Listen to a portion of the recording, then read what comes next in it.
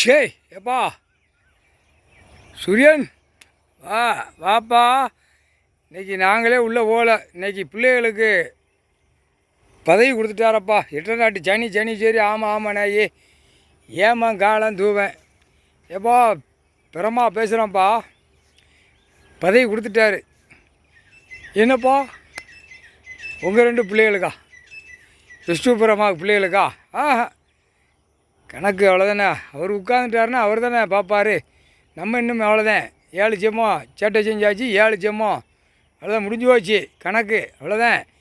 இன்னும் இவர் அடிக்கிற அடியில் மானிட பிறவியை குடுக்கிற குடுப்பில் வல்லுசாக கொடுப்பார். வல்லுசாக தூக்கி போட்டு எத்துவார்.